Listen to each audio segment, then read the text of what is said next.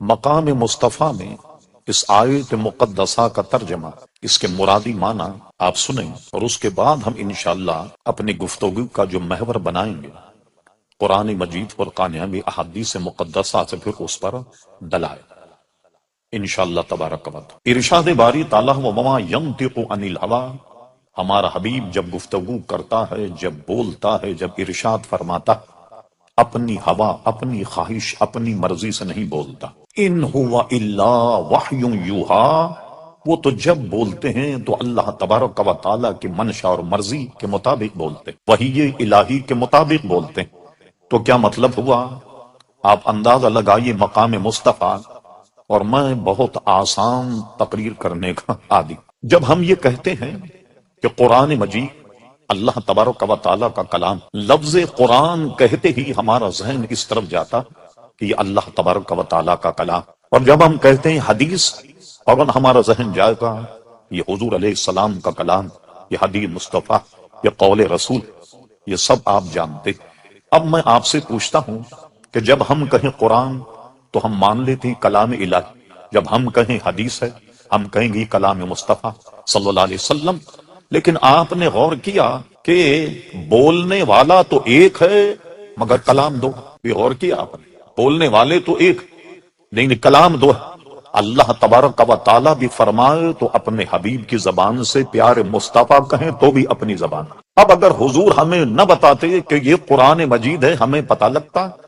یہ میں ان کو اشارہ کر رہا ہوں جو اپنے آپ کو اہل قرآن کہتے اور کہتے ہیں حدیث کی ضرورت نہیں ہے، اس کو تو اٹھا کر کے سمندر میں ڈال دیا جائے۔ یہ بتاؤ کہ تمہیں یہ بتایا کس نے کہ یہ قرآن مجید فرقان حمید؟ اگر حضور نہ بتاتے کہ یہ قرآن مجید فرقان حمید ہے، کیا ہمیں پتہ لگتا؟ ہمیں پتہ چلتا کہ کلام مجید ہے، قرآن مجید ہے؟ ہمیں پتہ تو نہیں لگتا کہ قرآن مجید فرقان حمید کے بتانے والے بھی پیارے مصطفیٰ، اور خود کلام کریں اپنی زبان سے، وہ احادیث مقدسہ۔ ایک بات اور ذہن میں رکھیے کہ ہے تو بولنے والے ایک، کلام دو ہیں۔ قول رسول کی اہمیت کیا ہے اور قول رسول عزیزان گرامی کیا؟ کچھ تو آپ نے ترجمے کے ضمن میں یہ سن لیا کہ زبان ایک ہے پیارے مصطفیٰ کی، بولنے والے دو ہیں۔ حضور ہی فرماتے ہیں یہ قرآن ہے، مان لیتے ہیں قرآن مجید۔ حضور فرماتے ہیں میری حدیث ہے، مان لیا جاتا ہے کہ حضور صلی اللہ تعالی علیہ وسلم کا کلام۔ ایک دوسری طرف آپ کی توجہ مبذول کراتا ہوں، آدمی کی خوبی یہ ہے کہ آپ کہیں صاحب یہ بہت بولتا ہے، بڑے دلائل، بڑے براہین سے بولتا، یہ صفت اس کی بڑی مشہور ہے، لیکن آئیے مقام مصطفیٰ پر گفتگو کر رہا ہوں تو ایک عجیب نقطہ آپ کے ذہن میں یہ بیٹھ جائے۔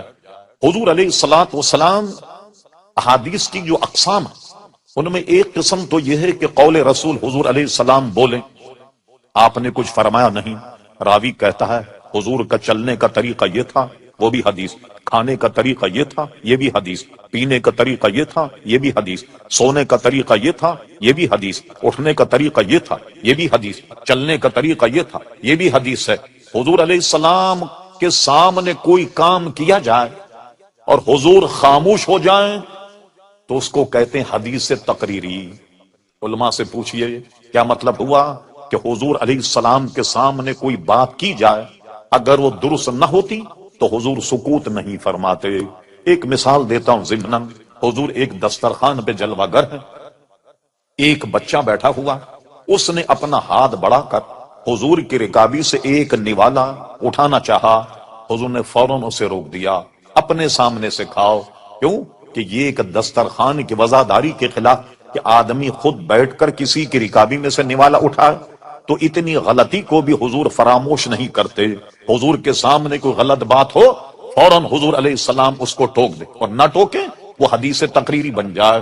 لیجیے نتیجہ یہ نکلا کہ میرے آقا چلیں تو حدیث، پھریں تو حدیث، اللہ اکبر بیٹھیں تو حدیث، کھانا کھائیں تو حدیث، پیئیں تو حدیث، ارے بولیں تو حدیث، چپ رہیں تو حدیث، بولیں تو بھی حدیث اور خاموش ہو جائیں تو بھی حدیث۔ یہ ہے مقام مصطفیٰ صلی اللہ تعالی علیہ وسلم۔ اب آئیے قول رسول کی اہمیت۔ قرآن مجید کی 2 آیت آپ سن چکے، میں سورہ یوسف کی چند آیتوں کا ترجمہ آپ کے سامنے رکھتا۔ آپ نے سنا یوسف علیہ السلام خواب کی تعبیر کا بہت علم رکھتے، اور اس امت میں حضرت محمد ابن سیرین رضی اللہ عنہ تعبیر کا بڑا علم رکھتے تھے. ان کی تصنیف تعبیر رؤیا، خواب کی تعبیر پر سب سے بڑی کتاب حضرت علامہ محمد ابن سیرین، اللہ تبارک و تعالی نے حضرت یوسف علیہ السلام کو تعبیر، خواب کی تعبیر، تعبیر رؤیا کا علم عطا فرمایا. آدمی کہیں شہرت حاصل کر لے، بلندی پر پہنچ جائے، کچھ لوگ جلنے والے بھی پیدا ہو جاتے ہیں جو اس کو نیچے گرانے کی کوشش کرتے ہیں، ڈی گریڈ کرنے کی کوشش کرتے ہیں. مثال کے طور پر، یہ مثالیں سمجھانے کے لیے ہوتی ہیں. ایک بادشاہ تھا، ایک عالم دین کو اور علماء کو بہت نوازا کرتا. جب آ رہے نظرانے دے رہا، جب آ رہے نظرانے دے رہا. وزیر صاحب کو بڑی تکلیف ہوئی. ایک دن انہوں نے سوچا کوئی مولوی آئے، اس سے کوئی اہم مسئلہ پوچھا جائے تاکہ پتہ لگ جائے کہ کتنے پانی میں. ایک دن مولانا بیٹھے ہوئے ہیں، بادشاہ نے انعام اکرام سے نوازا. وزیر اعظم نے کہا مولانا ایک مسئلہ ذرا بتائیے. کا کیا مسئلہ؟ کہنے لگے یہ بادشاہ سلامت کی ہتھیلی میں بال کیوں نہیں؟ سمجھ گئے مولانا، تاڑ گئے. کہنے لگے بھائی بادشاہ سلامت کی ہتھیلی میں اس لیے بال نہیں ہیں کہ یہ بہت مخیر، دیتے دیتے دیتے دیتے ان کی ہتھیلی کے بال گھس گئے. اچھا مولانا آپ کی ہتھیلی میں بال کیوں نہیں؟ کہنے لگے میاں بڑے سیدھے آدمی ہوں، تم ان کے دیتے دیتے گھس گئے، میرے لیتے لیتے گھس گئے. اچھا، اس نے فوراً پیترا بدلا. کہنے لگے اچھا مولانا یہ بتائیے کہ بادشاہ کے تو دیتے دیتے گھس گئے، عالم کے لیتے لیتے گھس گئے، تو میرے ہتھیلی پہ بال کیوں نہیں؟ کہنے لگے کمال ہے، تم بھی بڑے سیدھے آدمی ہو.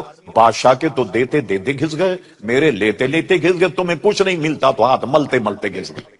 تو یہ عموماً لوگ جو ہیں وہ ایسے ہر دربار میں ہوا کرتے ہیں کہ جو تنقید کا نشانہ. عزیزان گرامی، اب کیا ہوا؟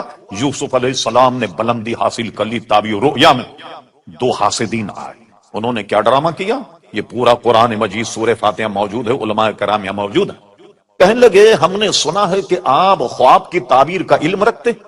میرا عنوان آپ کے ذہن میں رہے، میں چاہے ہنسی کی بات کروں مگر اپنے عنوان پر بالکل قائم رہوں گا، بالکل، تاکہ یہ بات آپ کے ذہن میں راسخ ہو جائے. آج کہنے لگے ہم نے سنا ہے کہ آپ خواب کی تعبیر کا علم رکھتے ہیں. کہا اللہ تعالیٰ نے مجھے دیا. کہنے ہم نے دونوں نے ایک ایک خواب دیکھا. کہا بتاؤ کیا خواب دیکھا؟ اس نے اپنا خواب بتایا. آپ کا ٹائم بچانے کے لیے مجھے اور بھی گفتگو کرنی، اپنا خواب بتایا. دوسرے نے کہا تم نے کیا خواب دیکھا؟ انہوں نے اپنا خواب بتایا. آپ نے ایک کو فرمایا کہ تو کسی دربار میں ساتھی لگے گا، اور دوسرے سے کہا تجھے پھانسی ہو جائے گی، تجھے سزائے موت ہو جائے گی. اب جب دونوں نے تعبیر سن لی، خوب ہلنے لگے، ہو جمالو کرنے لگا. پتہ لگ گیا آج کیا آپ خواب کی تعبیر کا کتنا علم رکھتے ہیں.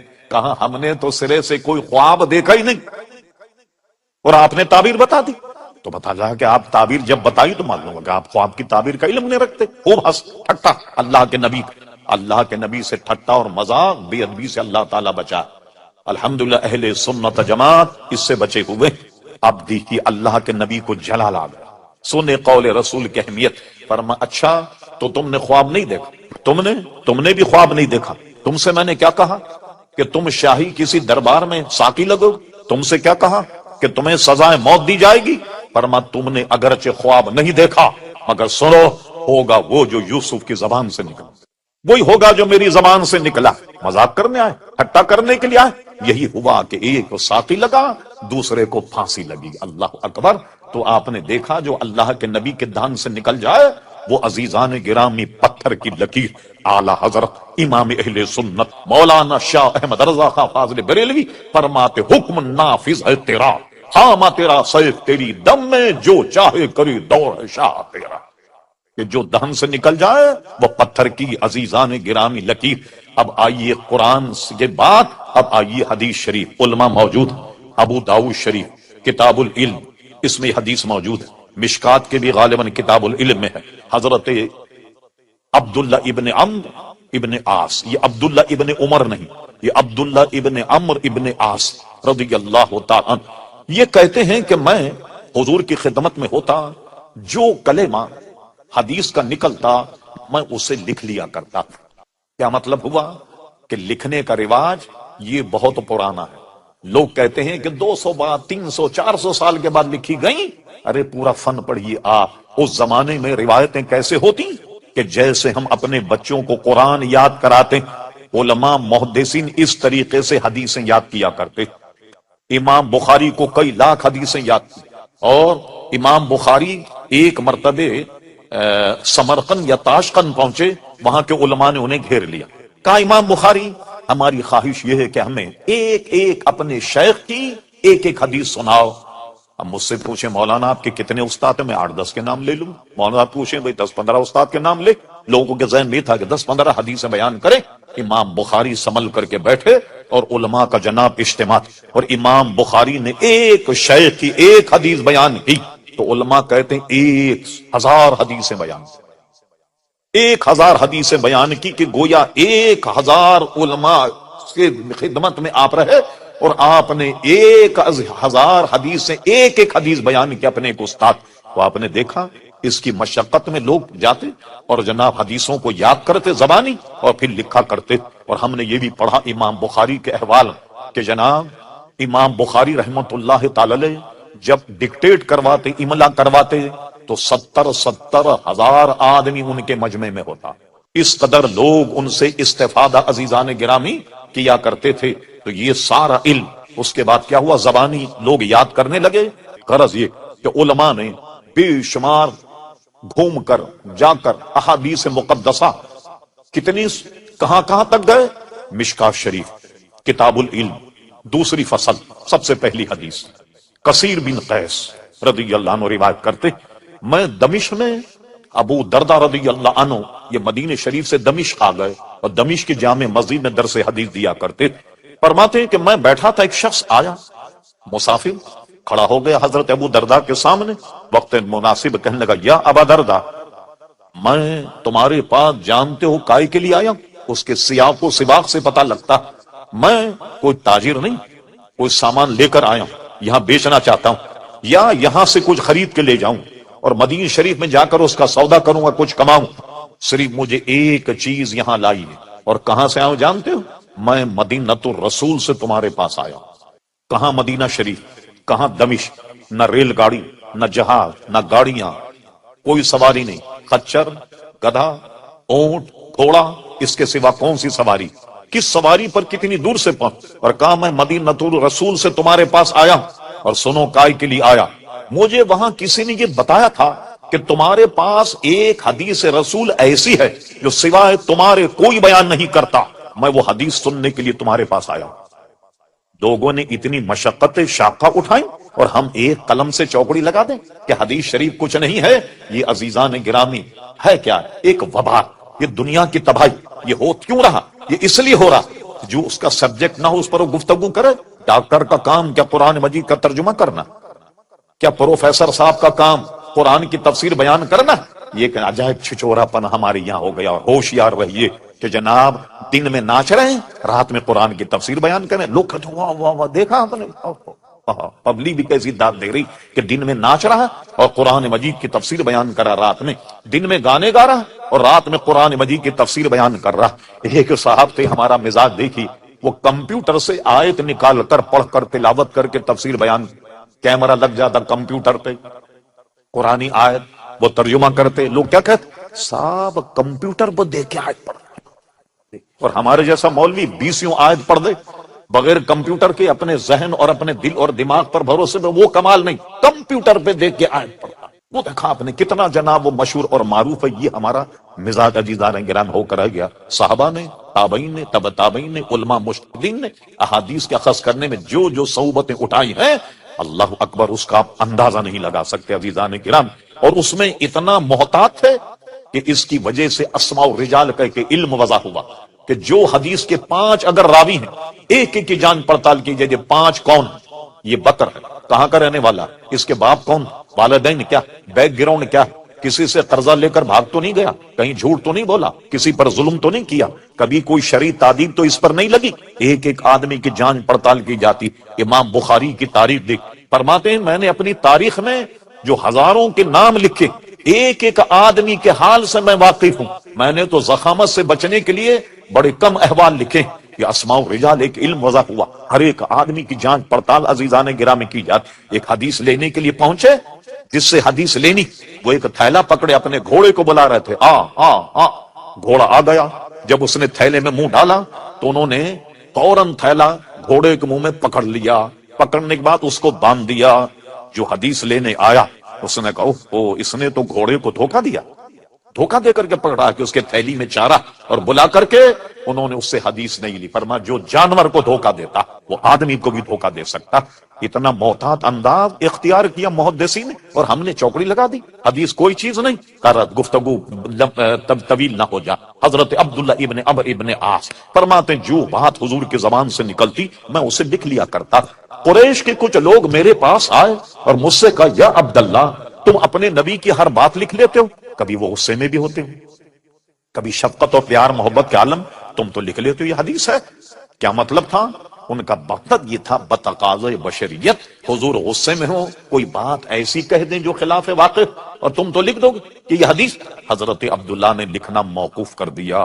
اس کے بعد حضور علیہ السلام سے پوچھا یا رسول اللہ صلی اللہ علیہ وسلم میں اپنی یاد کے لیے حدیثیں لکھ لیا کرتا، قریش کے کچھ لوگ آئے اور مجھ سے کہا کہ تم تو ہر بات لکھ لیتے ہو، حضور کبھی غصے میں بھی ہوتے کبھی شفقت و مہربانی کے عالم میں، تو کیا مطلب تھا غصے میں ہوں تو کچھ ایسی بات کہہ دے جو خلاف واقع اور تم ہر بات لکھ لے۔ میں نے لکھنا موقوف کر دیا۔ اب ارشاد فرمائے میں کیا کروں؟ حضور نے ارشاد فرمایا، سنیے، فرمایا یا عبداللہ، اپنے دھن کی طرف، ابھی کہتے ہیں اشارہ کیا اپنے زبان کی طرف، یا عبداللہ جو بات یہاں سے نکلے تو اسے لکھ لیا کر، اکتب، جو نکلے لکھ لے، قسم خدا کی مجھ پر کیفیت کچھ بھی ہو مگر میری زبان سے سوا حق کے کچھ نہیں نکلنا۔ یہ معیار دیکھا آپ نے؟ مجھ پر کیفیت کچھ بھی ہو مگر میری زبان سے وہ حق کے کچھ نہیں نکلتا۔ اس لیے علماء اہل سنت نے لکھا نہ حضور کے قول میں کوئی غلطی ہو سکتی ہے اور نہ حضور کے فعل میں کوئی غلطی ہو سکتی۔ وجہ کیا ہے؟ قول رسول کو رب کریم اپنا قول قرار دے رہا، اور حضور کے فعل میں اگر کوئی غلطی ہوتی، قرآن کی آیت سنیے، پھر یہ نہیں ہوتا ارشاد باری تعالیٰ قل ان کنتم تحبون اللہ فاتبعونی یحببکم اللہ، تم اگر اللہ سے محبت رکھتے ہو، اللہ کے عزیز اور اللہ کے پسندیدہ، اللہ کے برگزیدہ بندہ بننا چاہتے ہو، حبیب کہہ دو فاتبعونی، وہ میری اتباع کرے، حضور کی اتباع کرے۔ جب حضور کی اتباع کرے یحببکم اللہ، اللہ انہیں اپنا محبوب بنا لے گا۔ اگر حضور کے فعل میں کوئی غلطی ہوتی تو ان کی اطاعت واجب نہیں ہوتی۔ پھر معلوم ہوا نہ فعل میں غلطی ہے نہ قول میں کوئی غلطی ہے۔ کم سے حدیث سے آپ نے سمجھ لیا کہ حضور علیہ الصلوۃ والسلام فرماتے مجھ پر کیفیت کچھ بھی ہو مگر میری زبان سے سوائے حق کے کچھ نہیں نکلتا۔ تو جو بھی حضور ارشاد فرمائے سمجھ لیجیے پتھر کی لکیر ہے۔ اب میں آپ کے سامنے صرف دو حدیث، دو واقعے آپ کے سامنے رکھتا ہوں جس سے اندازہ لگائی۔ صحابہ کرام علیہم رضوان حضور علیہ السلام کی بات سن کر بڑے حیران ہوتے، لیکن جب وہ واقعہ رونما ہوتا بات ہے یہ تو وہ بات ہے جو حضور نے فلاں وقت ہمیں ارشاد فرمائی۔ کتاب الفتن مشکا شریف آخری میں ہے، ملاحظہ فرمائیے، ایک مرتبہ منافقین نے حضور کے علم پر تان کیا۔ کیا تان کیا؟ کہنے لگے دیکھو ہم تو حضور کے پاس بیٹھتے ہیں، بات بھی کرتے ہیں، خوب ہنستے بولتے بھی، اور حضور ہمیں پہچانتے ہی نہیں۔ کیا مطلب ہوا کہ ہمیں جانتے ہی نہیں وہ؟ صحابہ کرام نے یہ بات حضور تک پہنچا دی۔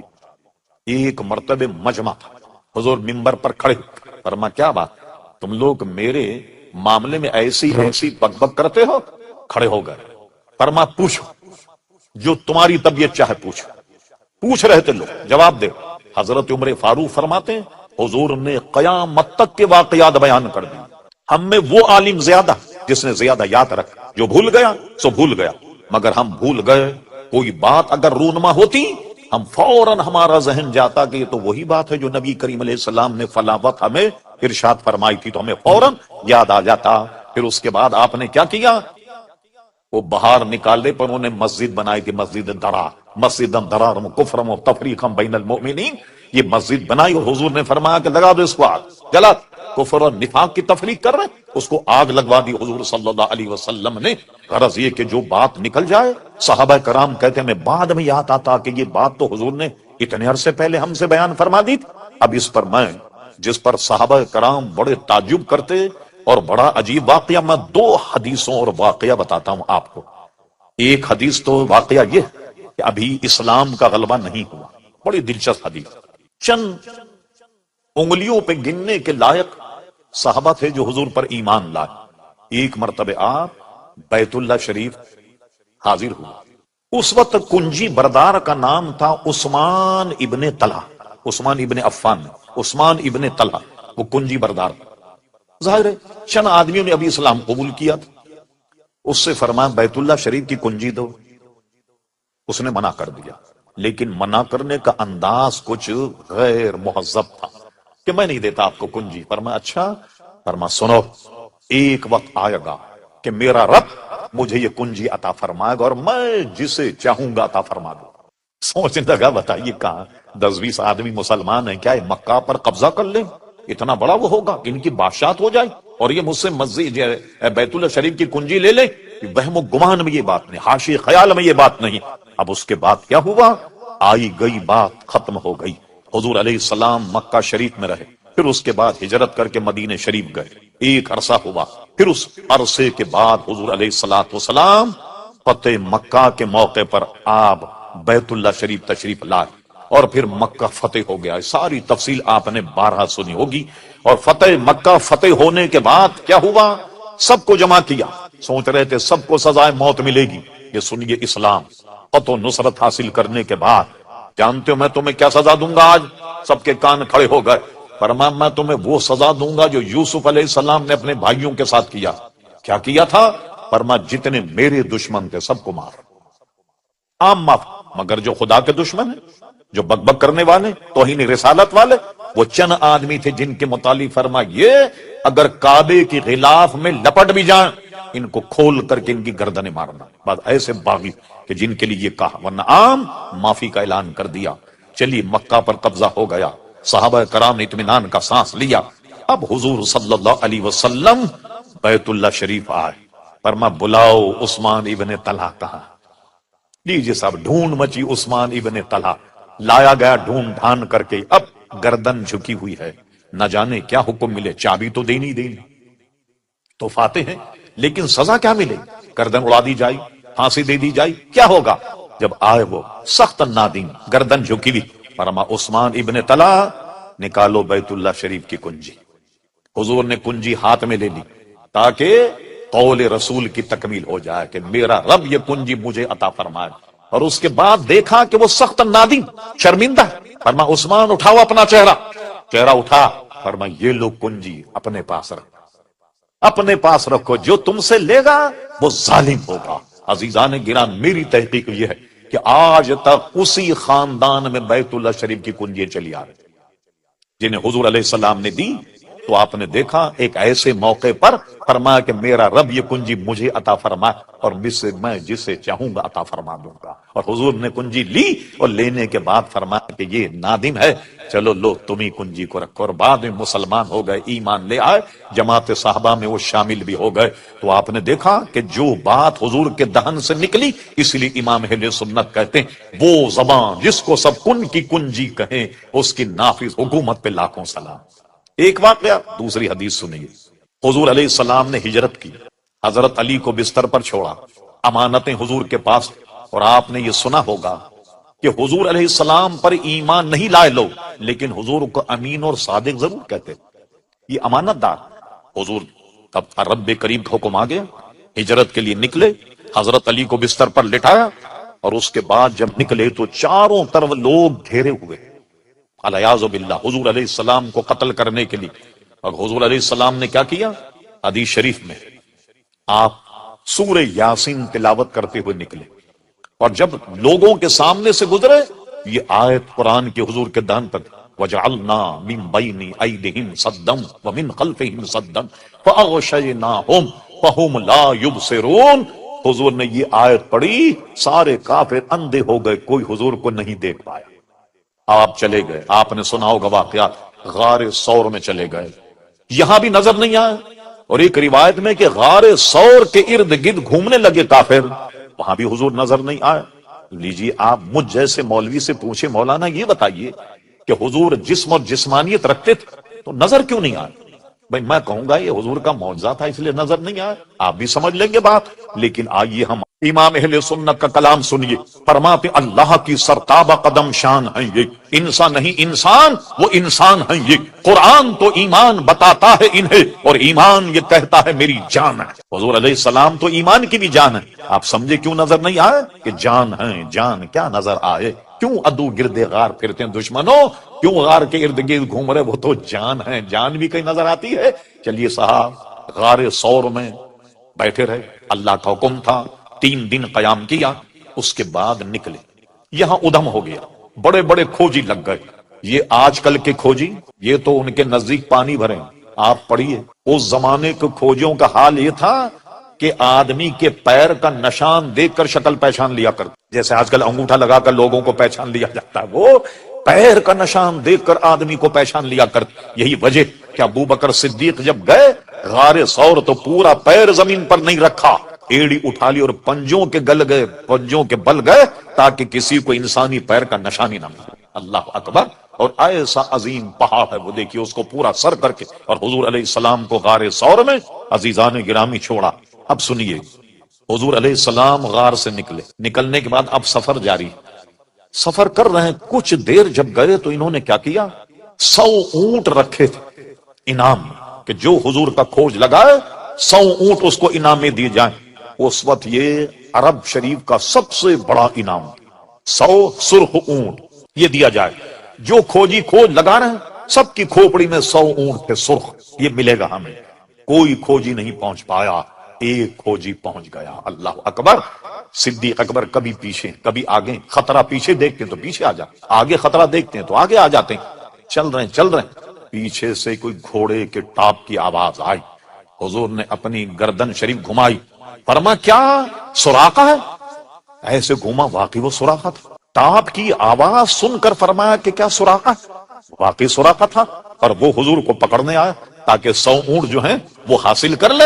فرما سراقہ قریب آیا، فرما سراقہ باز آ گیا، اس کے تو سر میں کھوپڑی میں 100 اونٹ گھوم رہے، وہ کیسے باز آتا؟ حضور کو پکڑنے کے لیے لپکا۔ یہ بھی کمال ہے حضور کے دہن کا، فرما زمین پکڑ سراقہ۔ اتنا کہنا تھا کہ زمین نے اس کے پیروں کو پکڑ لیا گھوڑے کے، وہ گرتے گرتے بچا۔ کہنے لگا شاید یہ پہلی مرتبہ ہوا کہ حضور میں باز آ جاؤں۔ جی فرما زمین چھوڑ دے سراقہ، زمین نے سراقہ کو چھوڑ دیا۔ چلیے پھر 1-2 دفعے ایسا ہوا، لیکن اس کو یقین ہو گیا کہ اگر میں نہیں مانا تو زمین میں دھس جاؤں گا۔ کہنے حضور مجھے معاف فرما دیں آپ، اور آپ جائیے، اور اب میں کسی کو بھیجوں گا بھی نہیں آپ کی طرف کہ میں نے کھوج لگا لیا تاکہ کوئی دوسرا آدمی آپ کو پکڑے، آپ چلے جائیے۔ حضور کے دہن سے یہ بات نکلی، سراقہ تو مجھے پکڑنے آیا؟ میں تو تیرے ہاتھ میں کسرا کے کنگن دیکھ رہا، میں تو تیرے ہاتھ میں کسرا کے کنگن دیکھ رہا ہوں۔ یہ بتائے آپ کو یہ جملہ کیسا ہے، کسرا کے کنگن دیکھ رہا ہوں؟ ایک دور آئے گا قیصر و کسرا کو مسلمان فتح کریں، اور کسرا جو بادشاہ اس کو پکڑیں، حکومت پر قبضہ ہو جائے، اور اس کے ہاتھ میں ہیرے جواہرات کے سونے کے کنگن وہ نکالے جائیں گے، اور نکالنے کے بعد تیرے ہاتھ میں پہنائے جائیں گے۔ اس کی ڈیٹیل یہ، سراقہ میں تو تیرے ہاتھ میں سونے کے کنگن دیکھ رہا ہوں، سراقہ میں تو تیرے ہاتھ میں سونے کے کنگن دیکھ رہا ہوں۔ لیجئے صاحب، سراقہ لوٹ گیا۔ اب لیجئے صاحب، حضور کے دہن سے نکل گیا، اور میں نے پہلے بتا کیا، وما ينطق عن الهوى ان هو الا وحی یوحى، اس کو سامنے رکھی اور مقام مصطفیٰ سامنے رکھیے۔ حضور اس دنیا سے تشریف لے گئے، قیصر و کسرا فتح نہیں۔ صدیق اکبر کا دور 2 سال کچھ مہینے کا، بڑی فتوحات ہوئی، کسرا فتح نہیں ہوا۔ فاروق اعظم رضی اللہ عنہ جلوہ گر ہوئے، مسند خلافت پر قیصر و کسرا کو رون دیا پیروں سے مسلمانوں نے، اور پہنچ گئے ایران، اور جناب کسرا کو پکڑا، ایران فتح کر لیا، بڑی بڑی سپر پاوروں کو عزیزان گرامی ختم کر دیا۔ اور اس کے بعد کسرا کو پکڑا، اس کے ہاتھ سے کنگن نکالے، اور ایک بڑی سی رکابی میں ہیرے جواہر اور کسرا کے کنگن یہ سجا کر کے مدینے شریف بھیجے گئے تحفے کے طور پر۔ فاروق اعظم رضی اللہ عنہ، حضور کسرا فتح ہو گیا، اور وہاں سے تحفہ آیا، فرما نہیں میں ہرگز نہیں لوں گا، جاؤ اس کو بیت المال میں داخل کر دیا جائے۔ کہا حضور ذرا نقاب کشائی تو کیجئے، دیکھیے صحیح کیا آیا۔ حضرت فاروق اعظم رضی اللہ عنہ کیا کیا، جب کپڑا ہٹایا، اب جب 2 کسرا کے کنگن دیکھے، قول رسول یاد آیا، اللہ فرما اے لوگوں جاؤ سراقہ کو بلاؤ۔ سراقہ کہا، ایک ڈھونڈ مچ گئی، سراقہ کو پیش کیا گیا، اور سراقہ کا سراقہ ادھر آؤ۔ اور یہ کنگن اپنے ہاتھ میں پہنو تاکہ قول رسول کی تکمیل ہو جائے۔ لیجئے صاحب، سراقہ کو کسرا کے کنگن پہنا اور دنیا دیکھ رہی ہے کہ قول رسول کی تکمیل ہو گئی۔ کئی برس پہلے حضور نے ارشاد فرمایا کہ سراقہ تو مجھے گرفتار کرنے آیا، میں تو تیرے ہاتھوں میں کسرا کے کنگن دیکھ رہا ہوں۔ آج کسرا کے کنگن سراقہ کے ہاتھ میں، اور جماعت صحابہ کرام دنگ اور حیران، کیا ایسا وقت بھی ہم نے دیکھا کہ ان کے ہاتھوں میں کنگن پہنائے گئے؟ اب میں یہاں کچھ اپنی طرف سے اس پر کچھ اس کی شرح کرتا ہوں جو میری دماغ، جو میں نے سمجھا۔ یہ بتائیے آپ، یہ کنگن کیا تھے؟ ہیرے جواہرات، اور یہ کنگن تھے سونے کے۔ پوری جماعت صحابہ کے سامنے حضرت عمر فاروق نے کنگن پہنا، فرما اس کو پہنو تاکہ قول رسول تکمیل ہو جائے۔ ارے ایک صحابی تو کھڑے ہو کر کے کہتا، یا امیر المومنین، آپ کو حضور کا قول یاد نہیں آیا کہ حضور نے ایک مرتبہ ایک ہاتھ میں سونا لیا اور ایک ہاتھ میں ریشم لیا اور فرمایا لوگوں آگاہ ہو جاؤ کہ میری امت کے مردوں پر یہ سونا بھی حرام ہے اور یہ ریشم بھی حرام۔ آپ کو اتنا بھی مسئلہ معلوم نہیں؟ کچھ تو کہتے، ایک تو کوئی نہ کوئی کہتا یا نہیں؟ حضور علیہ السلام نے مردوں پر سونے کو حرام کر دیا اور ریشم کو بھی حرام کیا۔ ریشم وہ ہے جو اصلی ریشم ہے جو کیڑے سے پیدا ہوتا۔ یہ ریشم کس طرح پیدا ہوتا؟ شہتوت کے درخت پر ایک کیڑا ہوتا، لوگ اس کو پالتے ہیں، شہتوت کے پتے کھان کر جیسے مکڑی جالا بناتی ہے اس طریقے سے وہ پنڈا بناتا اور پورا بنانے کے بعد اندر بیٹھ جاتا، اس کو چپ چاپ سے نکال کر پھر درخت پر رکھ دیا جاتا اور وہ دھاگے کی لچھی لے لی جاتی، وہ ریشم ہے جس سے ریشمی کپڑا بنتا۔ اور حضور نے فرمایا سونے کا سب۔ ایک صحابی اٹھ کر کے کہتا، یا امیر المومنین، آپ کو حضور کی حدیث یاد نہیں رہی کہ حضور نے فرمایا کہ میری امت پر سونا اور ریشم حرام، اور آپ نے سونا جو ہے وہ سراقہ کو پہنا دیا؟ کیوں نہیں بولا کوئی؟ سنیے وجہ کیا ہے۔ وجہ اس کی یہ ہے کہ یہ مسئلہ سب جانتے تھے کہ اللہ کے کارخانے کے میرے آقا ایسے مالک ہیں، ارے جس کو چاہے حرام کر دیں، جس کو چاہے حلال کر دیں۔ وہ حضور علیہ الصلوۃ والسلام کی زبان، آپ کا دہن۔ یہ لوگ کہتے ہیں حضور بڑے قانون داں تھے، میں کہوں گا قانون داں نہیں، واقعی بہت اچھے قانون دان تھے، مگر قانون ساز ہیں۔ جو دہن سے نکل جائے جملہ رب کریم کا وہی قانون ہے، جو دہن سے جملہ نکل جائے سمجھ لو مرضی مولا وہی، سمجھ لو کہ منشا الہی جو ہے وہی ہے۔ سب جانتے تھے کہ حضور علیہ السلام نے سب کو تو حرام کہا، مگر ان کے لیے جو کہا ہے کہ کسرا کے کنگن پہنو گے، اس حرام سے ان کا استثناء کر دیا۔ دیکھا آپ نے، اسی کو اعلیٰ حضرت امام اہل سنت کہتے ہیں، میں تو مالک ہی کہوں گا کہ ہو مالک کے حبیب، یعنی محبوب و محب میں نہیں میرا تیرا۔ آپ نے انداز لگایا مقام مصطفیٰ۔ چلیے ایک تو یہ مسئلہ تھا سونے کا۔ اب میں آپ سے پوچھتا ہوں، یہ بتائیے کہ جب حضور نے فرمایا سراقہ تیرے ہاتھ میں سونے کے کنگن پہنائے جائیں گے، مجھے جواب دیجیے، اگر ایران فتح نہ ہوتا کنگن کہاں سے آتا؟ قول رسول کا کیا بنتا؟ ایک بات۔ دوسری بات آپ یہ سمجھیے، اگر سراقہ کا انتقال ہو جاتا کس کے کنگن پہنائے جاتے؟ ذرا غور کیجیے، ہاں کس کے کنگن پہنائے جاتے؟ اللہ اللہ، معلوم ہوا کہ حضور نے یہ بھی ضمانت دے دی کہ کسرا فتح ہوگا، اور سراقہ کو کہا تیری موت نہیں آئے گی جب تک کہ تجھے کنگن نہ پہنا دیے جائیں۔ ایسا نہ ہو کہ تیرا انتقال ہو جائے تو لوگ کہیں گے حضور تو کہہ گئے تھے کہ تیرے ہاتھ میں سونے کے کنگن اور تیرا انتقال ہو گیا، کسے کنگن پہنائے جائیں؟ قول رسول کی تکذیب ہو جاتی۔ مگر اللہ اللہ، رب کریم اپنے محبوب کی ہر بات کی لاج رکھتا ہے۔ جب تک کسرا کا فتح نہیں ہوا، حضرت سراقہ اس وقت تک زندہ تھے تاکہ وہ زندہ رہیں، اور ان کو زندگی کی ضمانت دی کہ جب تک کسرا کے کنگن نہیں پہنائے جائیں گے تیرا انتقال نہیں ہوگا۔ اور دوسرا یہ کہ کسرا فتح ہوگا، فتح نہ ہوتا تو پھر کیا ہوتا؟ یہ ہے وہ قول رسول کے جناب حکم نافذ ہے تیرا، خامہ تیرا سید تیری دم میں جو چاہے کرے دور شاہ۔ اس قسم کی میں کئی حدیثیں بیان کر دوں آپ کے سامنے، ایک حدیث بیان کرے۔ اب ہم آتے ہیں ذرا دیگر بزرگان دین کے واقعات۔ حج کا حکم آیا، لیکن میں بڑا اختصار کر رہا ہوں۔ حج کا حکم آتی فرمایا تم پر حج فرض کر دیا گیا۔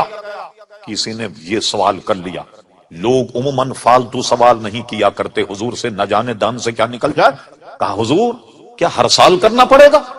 آپ نے سکوت فرمایا، تھوڑی دیر کے بعد فرمایا سنو، جب تم نے مجھ سے سوال کیا ہر سال، اگر میں ہاں کہہ دیتا ہر سال تمہیں حج کرنا پڑ جاتا، اگر میرے دہن سے نکل جاتا کہ ہاں ہر سال تمہیں حج کرنا پڑتا۔ اب سنو، زندگی میں ایک مرتبہ حج فرض ہے، ایک مرتبہ حج کرنا ہوگا۔ اور اللہ اکبر، تو آپ نے دیکھا قول رسول صلی اللہ علیہ وسلم کی اہمیت۔ اب آئیے ذرا سا یہ آپ نے سمجھو، اب آئیے صحیح ستہ میں حدیث فرما بعض خاصان خدا ایسے ان کے کپڑے وغیرہ بہت میلے کچیلے ہوتے ہیں، تم اپنے قریب نہیں ان کو پھٹکنے دو، مگر اللہ تعالیٰ کے یہاں ان کا مقام یہ ہے کہ کسی بات پر قسم کھا بیٹھیں، قسم خدا کی ایسا ہوگا، اللہ تعالیٰ ان کے قول کو پورا کرتا ہے۔ کسی مسئلے میں قسم کھا لیں کہ قسم خدا کہ ایسا ہوگا، اللہ تعالیٰ ان کے قول کی لاج رکھتا اور ان کی قسموں کی لاج رکھ کے واقعے کو ویسا بنا دیتا کہ جیسا کہ اس نے قسم کھائی۔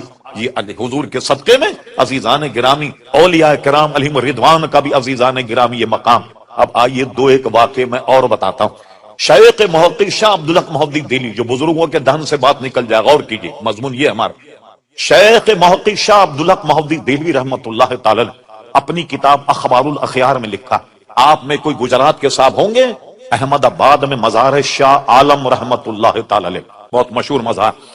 ان کی شہرت کی وجہ کیا ہے کہ وہ عالم دین تھے، اپنے علماء کو سبق پڑھاتے، دور حدیث۔ ایک مرتبہ بیمار ہو گئے، طلبہ کا 8-10 دن کا نقصان ہو گیا، سبق نہیں پڑھا پایا اپنے تئیں۔ 8-10 دن کے بعد وہ ایک تخت پر بیٹھتے، اس تخت پر بیٹھے اور کفے افسوس کہ بہت برا ہوا، 8-10 دن میں بیمار رہا اور تمہیں سبق نہیں پڑھا سکا اور ناغہ ہو گیا سبق کا۔ انہوں نے کہا نہیں صاحب، آپ تو روز ہمیں سبق پڑھاتے رہے، روز سبق پڑھاتے رہے۔ میں تو بیمار تھا، یہ معمہ بن گیا۔ سرکار ابد قرار پیارے مصطفیٰ ان کے خواب میں آئے، کہا شاہ عالم تیرے طلباء کا نقصان ہو رہا تھا، اس لیے 8-10 دن ہم نے سبق پڑھایا، ہم نے سبق پڑھایا۔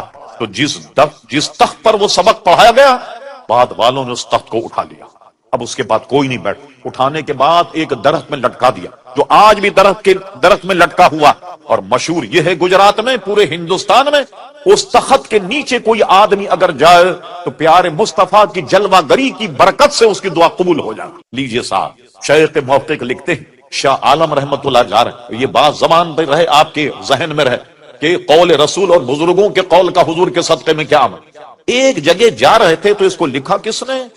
امام المحدثی امام الائمہ شاہ عبدالحق محدث دہلوی۔ یہ 200-400 برس پہلے کے نہیں، ان کے وصال کی تاریخ 1052 ہجری۔ اب اندازہ لگائیے، 300 سال سے زیادہ عرصہ ہو گیا، اتنے پرانے محدث سارے ہندوستان میں سند حدیث کے لانے والے شیخ محقق شاہ عبدالحق محدث دہلوی رحمۃ اللہ علیہ، یہ جا رہے تھے۔ توجہ، ایک چیز سے ٹھوکر لگی، ایسے ٹھوکر لگی۔ جب ٹھوکر لگی تو فرمایا یہ کیا ہے؟ لکڑی ہے، لوہا ہے، پتھر ہے۔ یہ ان کے دہن سے نکلا۔ شیخ محقق کہتے ان کی زبان سے نکالنا تھا کہ جس سے ان کو ٹھوکر لگی، ادھر سے دیکھو تو لکڑی نظر آتا، ادھر سے دیکھو تو پتھر نظر آتا، ادھر سے دیکھو تو لوہا نظر آتا۔ دیجئے صاحب، تینوں خوبیاں اس میں پیدا ہو گئی۔ اللہ کے ولی کی دہن سے یہ نکلا کہ کیا ہے؟ لوہا ہے، لکڑی ہے، پتھر ہے۔ تو تینوں خوبیاں اس میں پیدا ہوں، کسی اینگل سے دیکھیے تو لکڑی نظر آتا، کسی اینگل سے دیکھیے تو آپ کو پتھر نظر آتا، کہیں سے دیکھیں تو لوہا نظر آتا۔ یہ اللہ کے بندے کے دہن سے جو بات نکل جائے، وہ عزیزان گرامی آپ نے غور کیا، جب ان کے غلاموں کا یہ حال ہے تو پیارے مصطفیٰ کا کیا حال ہو۔ آئیے، بمبئی میں ایک مزار، پتہ نہیں ہمارے ہندوستانی بھائی وہاں گئے یا نہیں، ان کا نام ہے حضرت عبداللہ رحمت اللہ تعالی علیہ، ان کا مزار بمبئی میں ہے۔ الحمدللہ بمبئی میں میں نے ان کے مزار پر حاضری دی۔ وہ بزرگ ہیں کہ بریلی شریف سے اعلیٰ حضرت ان سے ملنے کے لیے آئے تو میزبانی کے طور پر انہوں نے کہا مولانا بڑی دور سے آئیں گے، کیا پیئیں گے؟ کافی پیئیں گے، سوڈا پیئیں گے، چائے پیئیں گے؟ اعلیٰ حضرت نے کہا حضور یہ تینوں باتیں آپ کے دہن سے نکلی تو تینوں ہی پلا دیں، جب آپ کے منہ سے نکلی ہے تو تینوں پلا دیں۔ اچھا، وہ بھی ایسے انٹرنیشنل بزرگ تھے، انہوں نے کیا کیا؟ کافی بنائی، چائے بنائی، سوڈا، تینوں کو ملا کر کے کپ میں دی، کیونکہ کہا نا میں سوڈا، کافی اور چائے تینوں کو ملا کر کے کپ میں دے دیا، اور اعلیٰ حضرت نے بڑی عقیدت سے اس کو پی لیا۔ آپ سن کر حیران ہوں گے، آج بھی ان کے مزار پر لنگر یہی چلتا، چائے، کافی اور جناب سوڈا، یہ تینوں کو پلا کر کے گلاس میں دے کر گلاس دیا جاتا ہے۔ کبھی اعلیٰ حضرت نے یہ کہا لہذا جتنے زائرین مزار پر آنے والے وہ گویا یہی پئیں، سوڈا، کافی اور جناب چائے ملا کر کے چھوٹے چھوٹے کپوں میں یہ دی جاتی۔ تو آپ نے دیکھا جو بزرگوں کے دہن سے نکل جائے، اللہ اکبر، اللہ تبارک و تعالیٰ اس میں کیسی برکت اور کیسا ایک دوسرے کا قدر کیا جاتا۔ اب آئیے حضور کے صدقے میں رب کریم نے بزرگان دین کو بھی عزیزان گرامی یہ ثمر اور یہ پھل عطا فرمایا۔ بتائیے پھر یہ غلاموں کا یہ حال ہے تو ہمارے آقا و مولا پیارے مصطفیٰ کا کیا حال ہوگا؟ آپ میں نے عرض کرا حکم نافذ ہے تیرا، عام تیرا سیف تیری، دم میں جو چاہے کرے دور ہے شاہ تیرا، وما ينطق عن الهوى ان هو الا وحی یوحى، اس لیے فرماتے حکم نافذ ہے تیرا، قام تیرا سیف تیری، دم میں جو چاہے کرے دور ہے شاہ تیرا، وہ زبان جس کو سب کن کی کنجی کہیں، اس کی نافذ حکومت پہ لاکھوں سلام، وما علینا الا البلاغ۔